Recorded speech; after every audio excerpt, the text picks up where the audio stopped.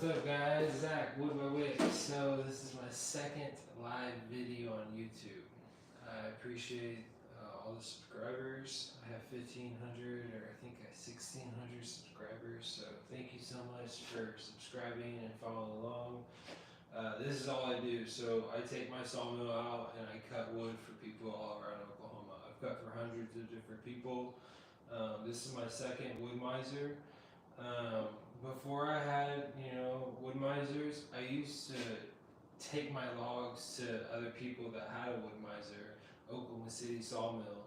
Unfortunately, they're closed, but it was an older wood miser and it was kind of a good experience. So, for 4 or so years, I would take logs to Oklahoma City Sawmill and, I'd have to rely on their, timing or, their schedule or, their pricing. You don't know how much it's going to cost to have these logs that you're dropping off processed. So I did that for over 4 years, and I probably incurred over $20,000 worth of sawmill fees in that 4 years, using them. And then finally, I kind of bought my own sawmill. It started with an LT40 wide. It had a gasoline engine. Fantastic sawmill, 500 hours on it. I sold it in 2020. I bought this sawmill right after. It has a diesel engine. It's a super. Same capabilities as far as width. The engine doesn't bog down on wide cuts. I primarily cut walnut for a lot of people and for myself, so I have access to lots of land, hundreds of acres. I select the right trees that need to be come out. So if it's a mature walnut tree, I'm going to process that tree, and it's going to it's going to fall where I tell it to fall. And sometimes if it is a tree that's pretty big, which it typically is going to be, I'm going to have my buddy climb the tree and we're going to dismantle it. So we'll top the tree and do what we need to do, and it'll be a stem, and then we'll fall in the forest and we'll pull it out with my truck. So that's kind of the ventures that I go on. I typically will go and take my sawmill into the woods and camp out for a few days, cut a few trees, get a trailer load of wood, and bring it back home. So that's a very fun adventure. I love doing that. So yeah, this is my second wood miser. I love this wood miser. It's fantastic. I love that it has a diesel engine. It has all the power that I need. Every time I use this sawmill, I clean it. I do a deep cleaning on it. I lubricate it. I grease it. I oil it. I do all the things I need to do on it. It's ready to cut wood for people or myself. I have tons of blades, so that's kind of the gist of the sawmill.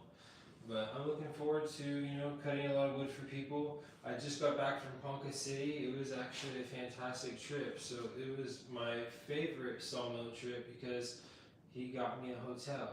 His mom works at the Osage Casino in Ponca City, and they got me like a VIP, it was the nicest hotel I've stayed in. I've never stayed in a hotel by myself, so it was a pretty good experience. So I cut wood all day Thursday, stayed in a hotel, and then cut all day Friday. Came back home, made a bunch of money. It was fantastic. I really appreciate the individual. I cut for him before. I will be cutting for him again. He's a great guy. I absolutely love cutting for him. So yeah, if you're anywhere in Oklahoma and you have logs, I don't care where you're at in Oklahoma. Preferably you're not in Diamond, Oklahoma. But anyways, so yeah, anywhere in Oklahoma, I would love to cut your logs. I'll bring my sawmill out. It's all based off $100 an hour. So if you're 3 hours away, it's gonna be a $600 setup fee. My minimum setup fee is gonna be $200. So just for me to bring my sawmill out to your property, it's gonna cost $200. Or it's not worth my time, because the same amount of time, the prep work for me to get my truck ready and my sawmill ready to go cut for 1 hour or 10 hours, it's the same amount. So I gotta prep my truck out to get this sawmill, ready to go, And if I'm just going out and cutting for 1 hour, it's not really worth my time. So I do have a minimum of 2 hours of cutting, and my setup fee is $200. So if you're 1 hour away, it's gonna be a $200 setup fee. We're gonna cut for at least 2 hours. I know I'm gonna make at least $400 on that situation, and you're probably gonna have more logs than that. And we're gonna cut all day, and it's gonna be a great time. So yeah, I would love to cut your logs. I have dozens of references. A few hundred different people I have came to their property and cut their logs. This sawmill has done lots of work. My last sawmill did lots of work. I'm about to show you a few slabs, but my second sawmill is going to be the Lucas mill. So the Lucas mill can cut 76 inches wide by 20 feet. So anytime I come upon like a really big log, I take my Lucas mill and I slice it up and turn it into smaller pieces that are more manageable, and then I put them on my trailer and I haul them out. Before I had a Lucas mill, I used to pay someone over $1,000 to come and process a big walnut log that I would have, and I would want it to be slabs. I didn't have the capabilities of turning it into slabs, and I knew people that could, so I would pay them, and they'd come out and do what I needed them to do. I would pay them, and then I'd have a trailer load of slabs. So after doing that 4 or 5 different times, I chose to buy my own Lucas mill. So anytime I have a huge log, I have the ability to process it. I don't have to rely on somebody else. So it's a great thing, but it is kind of a, sometimes, I'll sell 20 slabs in a week. Sometimes I'll sell 3 or 4. So you really can't like rely on this money to, fuel your, personal life. You have to have like savings, and, like if you had like, whenever I purchased a machine, like I didn't like finance the machine. I purchased it in cash. If you finance a machine and you had like, some type of weight on your shoulders to always have to produce to like pay this machine off, like that'd be pressure that I would not want, unnecessary pressure. So I wouldn't recommend buying a, $50,000, $60,000 sawmill unless you had the funds to pay for it in cash. If you did want a sawmill, I'd recommend the LT15 wide. Assuming you have a tractor and you have a few acres, you could have an LT15 wide for like around $10,000, cut 34 inches wide. It'd be a fantastic machine for you. So that would be my recommendation to get a sawmill. I'm probably going to buy one of those one day just to have it. So that's kind of a glimpse of kind of a overall ramble of my sawmill business. Ponca City was a great job. It was my funnest sawmill cutting job, just because of the hotel situation. I've never done that before, and great guy. I've cut for him before. He was very well organized. So whenever I bring this sawmill onto your property, it's going to depend on like, you're gonna call me. We're gonna schedule the sawmill situation, and I'm gonna get you prepared. You're gonna have your logs all ready to go, limbs cut, logs all lined up. But sometimes like people will do that, and then like I'll come to the property, I'll cut all the logs, but after I cut the board, I'm taking the board off the machine, and they're just watching me. And then I make the next cut. I'm taking the board off the machine.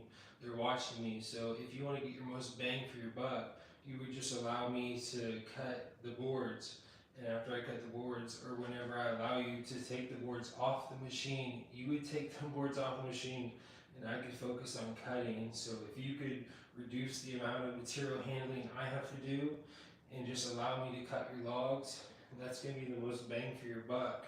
So some people will allow me to just, they'll just watch me cut other logs, then I'll process all the material, I'll handle all their logs, handle all their slabs, I'll put it in their stacks, and they'll just watch me.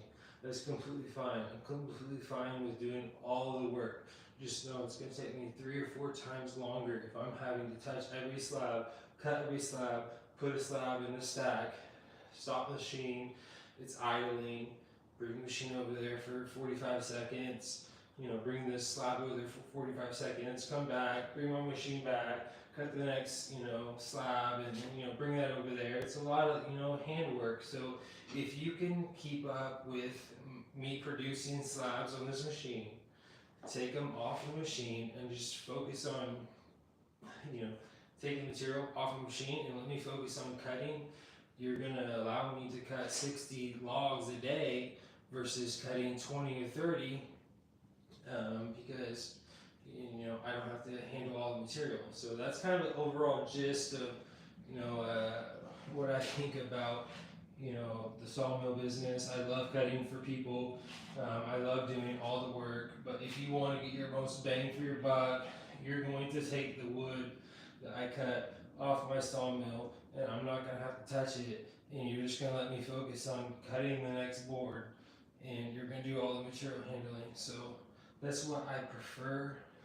I'll do both ways, but that's just the most efficient process because I hate having to just cut 15 logs in a day for somebody because I had to handle all the material when I could have cut 30. So let's look at a few slabs. God bless you guys, and thank you for subscribing. Let's see here. Let's pan out. So, I have these. This is a nice book match set. Some charcuterie boards, like 80 bucks. This is all dry, so these have been cut for over 2 years. And then let's show you some. One thing that's unfortunate is I'm operating out of a 12 by 40. We're gonna get this tripod right here. So operating out of a 12 by 40. I used to have 3 of these bad boys. Obviously, I don't anymore. I only have 1. My trailer is in my backyard now. So yeah, there's storage units.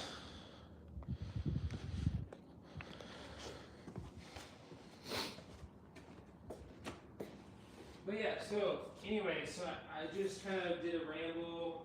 You can watch earlier in the video, what I talked about with the sawmill process. That's the wood miser. This is my second wood miser. He has around 500 hours on it. My first wood miser had around 500 hours on it. I sold it in 2020. Before I purchased wood miser, I also pulled wood off of a wood miser, and I had lots of experience because I watched somebody, cut wood, and I pulled the wood off of the wood miser. So I kind of learned, the gist of the sawmill, and then I finally purchased my own sawmill. So this is a diesel versus my original gasoline engine. It's a fantastic machine, LT40 wide super. This machine won't cut these slabs. You see they're 34 inches wide up there. I have another sawmill. It's a Lucas mill, so it cuts 76 inches wide by 20 feet long. I could go longer than 20 feet. It'd be a challenge. I could do it if I desired to do it. But anyway, so that's kind of that. It's kind of cold right now. But anyway, so this is my second, YouTube live video, and I just wanted to make a video. That's that. So I operate out of 12 by 40, so 40 feet, 12 feet, and at one point in time I had 3 of these units. They cost $175 each. It was like a fantastic deal, and they just kept on increasing the price. I dropped from 3 units to 2 units, and then I finally was like, man, I'm just gonna put a 10-foot gate in my house. And I parked the trailer at my house, so like instead of having 3 units, I only have 1 unit, and that is going to be this sawmill. I will say I've been a business owner for 15 years, so writing things off, spending money, I don't mind spending money. If I need a tool, I'm probably going to buy it. So this storage unit is written off. So every year I write it off. But anyways, I went from $175 a unit, 3 units, 175 times 3, and now it's $376 a unit. So that's why I currently only have one. I do have another unit with my boat, so it's at another facility. But anyways, these are slabs that were cut with Lucas Mill. These were cut over 3 years ago. If you're in front of me right now, I would probably take $700 cash on any of these slabs. I probably should sell them for $1,000 or maybe $1,500, but $700 cash would be like very fair to me. Just considering like they're probably 10% moisture content versus 7. And let's just show you that. We're live right now, so just gotta be honest and transparent. What's going on here? This isn't anything special. I could put this on a freshly cut piece and it would show 35%, but that's not what's going to happen here. So 11%, 13, 12, 10, low moisture content. I wish it was 7, personally. There is a couple of nails in this, so there's some iron in there. Blue staining. Let's see, what is it in here? 9, 12. So yeah, these have been cut for over 3 years. 15. 10. Kind of just gives you an idea. I'll put this meter over here. You'll hear it beep.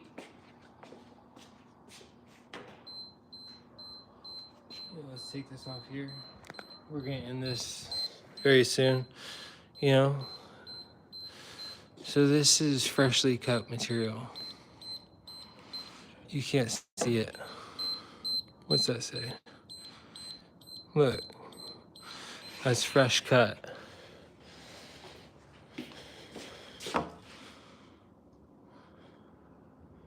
That's dry wood.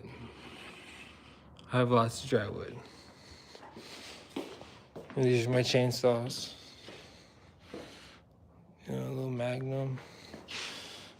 That's just like my other saw. This is a very sharp saw, so I always like to keep a saw like ready to go. This saw is ready to eat wood, and so is that one, but that one's like kind of backup. I don't want to really use it. I'd rather sharpen that saw than take that saw out of, the truck. But they're all ready to go. They all come with me. What? 4 or 5, 15 years in business. I'm not trying to brag, but very small business. So that's the wood miser. Let's talk about the wood miser. So let's turn this moisture meter off. I told you, I showed you, seasoned cuts. This is all seasoned wood. This would all be like 8 and 9% moisture content wood. These 2-inch slabs, these were cut in 2024, so these are still gonna read 30%. I'm not telling you that those are seasoned. Those are the only 2 that are standing up right now that I would say they're not seasoned. But so this is the wood miser. It's a fantastic machine. I throw more water on my machine than most people. Most people are going to be stationary and they're going to have logs coming to them. So I'm going to hundreds of different locations. And whenever I go to these locations and cut logs for people, their logs sometimes will be infested with bugs. So I'm shaking right now because it's super cold, but the logs will have bugs all over them. I'm not going to bring that back into my, storage unit. So anytime I use my sawmill, I clean it. It always looks nice and clean. Most people were like, oh, you ever use your sawmill? It's like, yeah, I use it. I have thousands of different videos of my sawmill cutting thousands of different logs. I use my sawmill, but I like to keep it nice and clean. It's all oiled up, ready to go. All my rollers are ready to go. I have backup parts. You need to have backup B57s. You need to have extra rollers. I need to order a new drive belt. If my drive belt went out when I was on location and I didn't have an extra one, what would you do? You'd be out of luck. You wouldn't be able to finish the job. So anytime you go out and do a job, you have to be prepared when it comes to anything. So going into the woods for 2 days, I'm going to have a gun with me, multiple guns. I'm going to have some steak with me, a bunch of water, 3 pairs of different shoes, trailer, sawmill, and you have to be prepared. I've been stuck in the woods where I couldn't even get out. I had to use slabs. I literally had to use slabs to put underneath my truck to get out of the location. I just left them. I threw slabs underneath my wheels so I could get out of location. So all things can happen. So you have to be fully prepared for, whatever could happen with, when you're out there. And I've fallen thousands of different trees. Sometimes I'm all alone. Ideally, you're with another person. Falling trees, by yourself is, completely dangerous. I will say, let's do a little spiel on this because this is the only cut that I do.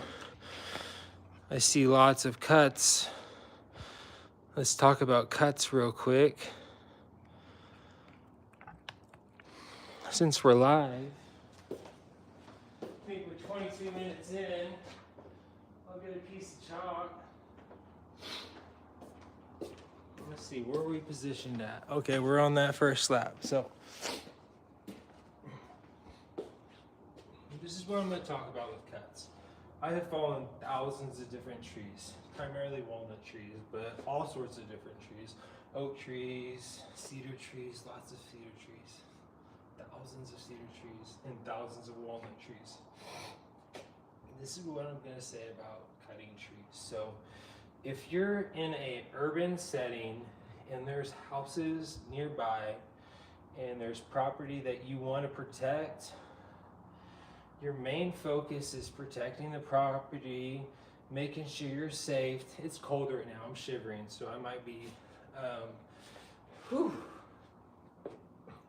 your main goal is to protect the property. So if I'm in an urban setting, I want to protect the houses, protect the cars, protect all the things that you want to do. So however your cuts need to be managed to safely, protect the property, make sure you're safe. I'm not, bashing anybody's cuts. But when it comes to whenever I fall timber and fall trees, I am strictly only going to fall trees with a plunge cut. So I'm typically going to put my face cut in there. Some people will put a face cut in there and they'll hack, the entire side, I think it's unnecessary. But anyway, so I'm going to put my face cut in there, okay? And then I'm going to plunge my saw. It's typically going to start, way before my hinges completely form. So I'm going to come in here and I'm going to plunge my saw. I'm going to get it in there. I'm going to completely bore out the cut. I'm going to sever the complete inside of the tree without compromising my hinge. So, and especially if it's a leaner, but all trees, anytime I cut a tree, it's going to be with a plunge cut. Some people call it a bore cut, whatever you want to call it. And I wasn't taught any of these things, I just kind of learned by experience. So, put my face cut in there. I'm going to bore cut these trees, completely sever everything out. During that process, I am going to form my hinge. I might have to use a few wedges during the process, depending upon where the tension of the log is, depending upon how much weight is leaning, where it's leaning.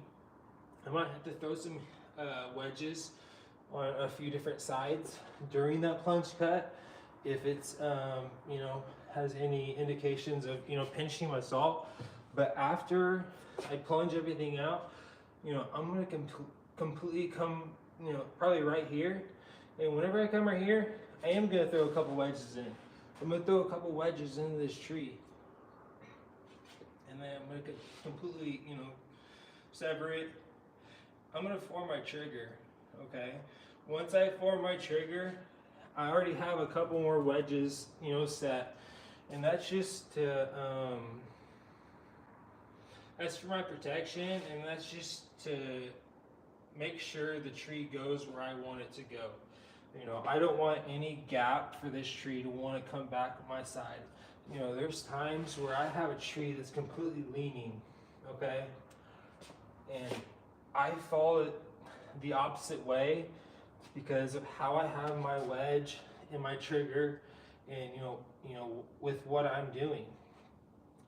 So, you know, I never put like a jack on the back side of the tree, you know, jack it up. But anyways, so I'm gonna form my trigger, and after my wedges are set, I'm gonna, you know, hit my trigger, and that tree's gonna go where I tell it to go. So anytime I cut a tree, it's going to be with, you know, a bore cut or a plunge cut. I'm always wearing helmets now and chaps. So 3 or so years ago, I've been cutting trees for over a decade. You know, if you asked me 4 or 5 years ago, like, I didn't wear chaps, I didn't wear a helmet.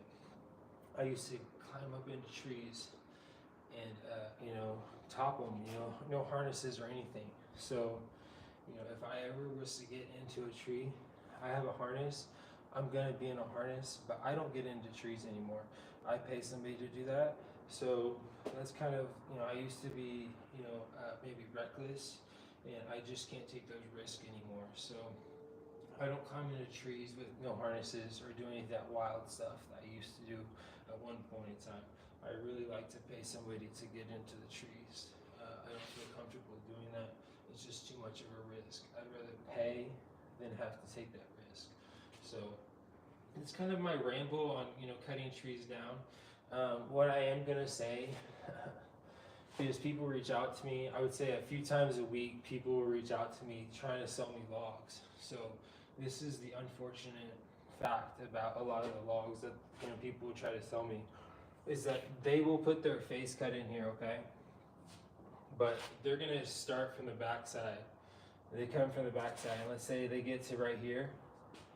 This tree starts to move a few inches. You can just tell the tree moves a little bit, and they're right here.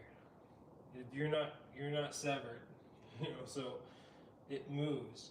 That movement in that log is causing causing cracks in this log that I don't want cracks in. I don't want cracks in my slab whenever I slice it up. So, you know, that movement, and, you know, then they continue to cut, and they finally, you know, get to their hinge and it falls over.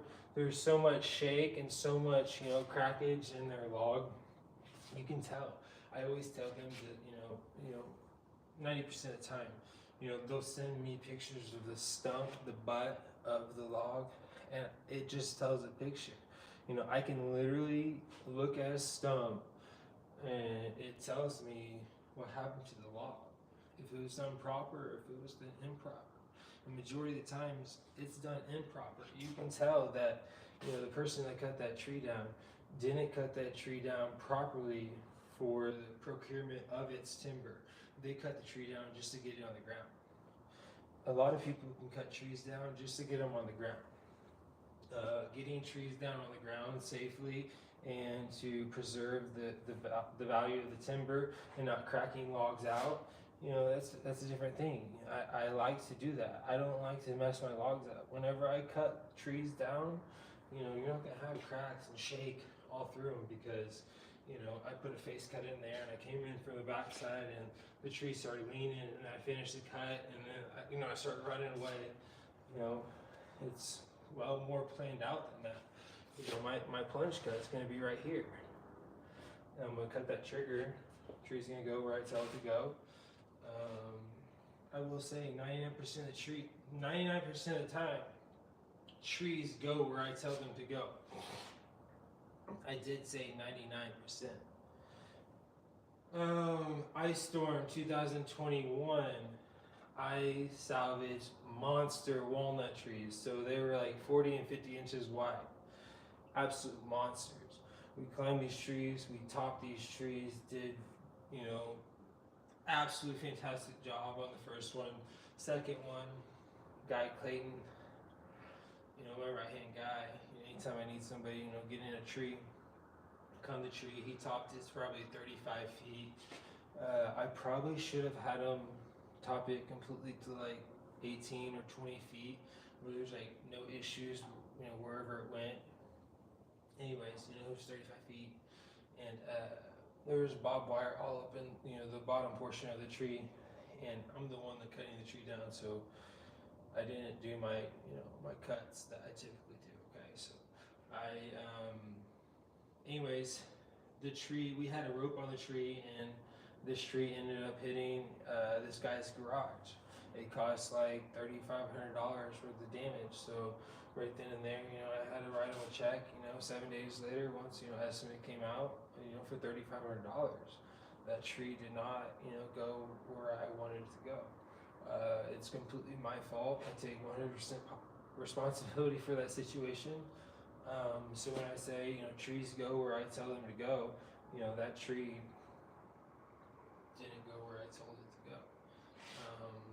It was kind of a bad situation. But, I bit the bullet, and, paid for the cost. So that's the situation with the one that maybe got away. But if I had to go back, I would have positioned the truck farther to the right.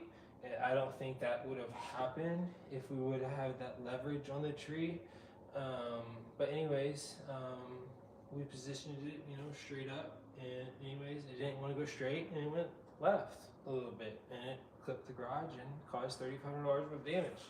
So I would say that's probably the only thing that I've caused damage as property goes. Outside of property that was like 15 acres, houses being demolished, and it's being demolished in a few days, and we had permission to cut every tree on the property, and that's what we did. We cut every tree on the property. At the very end, I threw a tree on the house on purpose, just for a video. I literally crashed a tree down on a house on purpose, just for a video. We salvaged the logs and stuff like that, but just because I wanted to fall a tree in the house, because the house was going to be destroyed. So those are the only two instances that house and tree were involved with my cuttings. Anyways, that's a long ramble. I think we've been going for 20 or 30 minutes. My lights go off every 15 minutes. It's very frustrating. Like I said, I work out of a 12 by 40 one day soon. Me and my wife, we want to buy land, so that will eliminate this storage unit and my boat storage unit, and kind of throwing money down the drain. I would love to have electricity in here, and I would like to have water in here. If I could have those two things, it'd be fantastic. But I'm tired of being in a storage unit. So, but this is my current situation. Sawmill stays in storage unit. People want me to cut for them. I get my sawmill all ready to go, truck all ready to go. I take it out, cut their wood, take it to the car wash, clean it up, bring it back in here, go home. So that's my ramble. Second video on YouTube. God bless you guys. Enjoy your day. Thank you so much.